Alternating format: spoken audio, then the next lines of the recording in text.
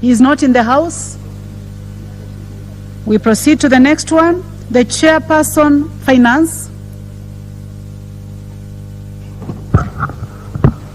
Thank you, Honorable Speaker. Honorable Speaker, I would like to make a statement regarding the stabilization of fuel prices and the expenditures on fuel subsidy and fuel stabilization.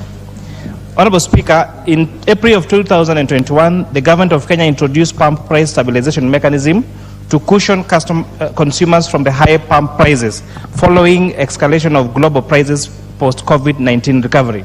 This was exacerbated by adverse geopolitical situation at the time brought about by the Russia-Ukraine war, which affected the local market in as far as supply of the cost, as far as the supply and the cost of petroleum products was concerned.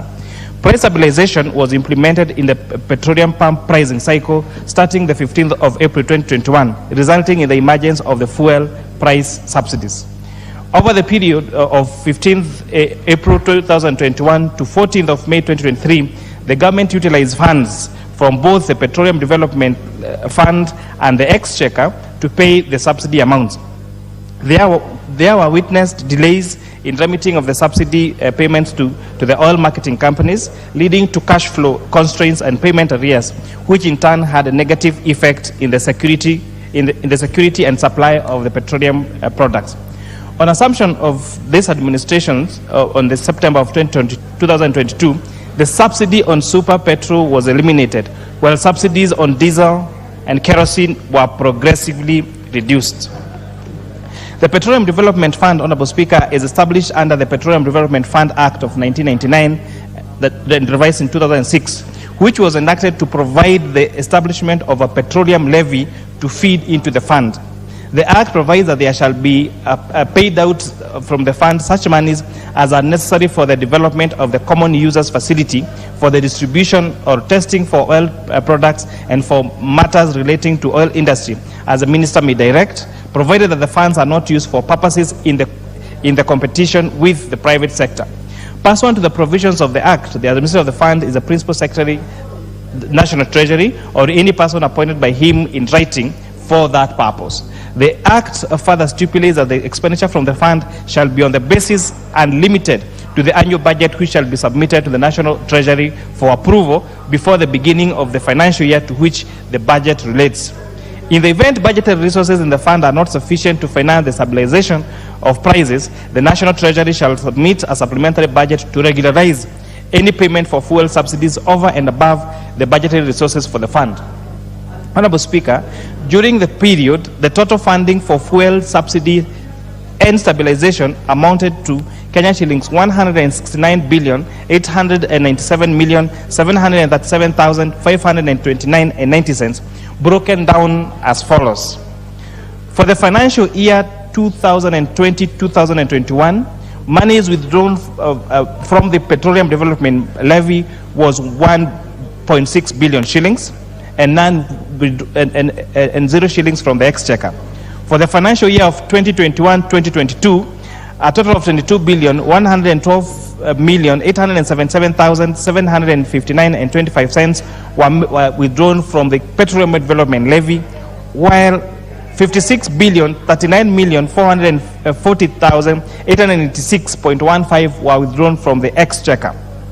For the financial year 2022-2023, 20,360,000,000 shillings were paid from the Petroleum Development Levy, and 42,715,003,623.70 were withdrawn from the Exchequer.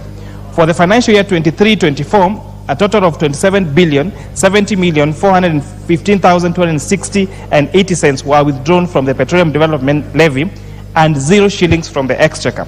So consequently, Honorable Speaker, for the financial year 2020, 2021, 21, 22, 22, 23, and 23, 24, so far, the withdrawals from the Petroleum Development Levy is 71,143,293,020 shillings and 5 cents, whereas 98,754,404,509.85 were withdrawn from the Exchequer for payment of subsidies. the details for this for the entities that were paid this state for the subsidy and the Petroleum Development Fund is annexed on Appendix 1 in the statement I'm tabling, Honorable Speaker.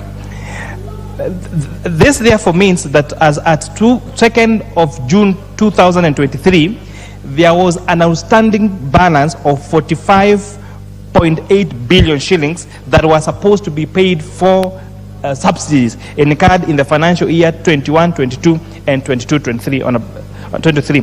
Consequently, National Treasury decided to securitize this 45.8 billion shillings by issuing a treasury bond. Honorable Speaker, this statement layers bear the information or truth about the use of fuel subsidy vis-a-vis fuel stabilization fund, Honorable Speaker. The stabilization, this fuel subsidization is being drawn from the Petroleum Development Fund as stipulated by the provisions of the Petroleum Development Fund Act of 2000, as revised in 2006. Whereas the subsidies, Honorable Speaker, are being made from the exchequer. So this has led to a total outstanding bill of 45 billion shillings, which National Treasury is curing and has already cured by issuing a treasury bond to that particular effect, Honorable Speaker. And I beg to lay the statement, and hopefully this clears the air on whether the government of Kenya is embarking on subsidies. What the government of Kenya is now doing is price stabilization, and using the funds that every Kenyan pays when you buy each liter of petrol through the Petroleum Development Fund. With that, I beg to submit, Honorable Speaker. Thank you very much, Chair. Delegated legislation. On his behalf. Leader of Majority.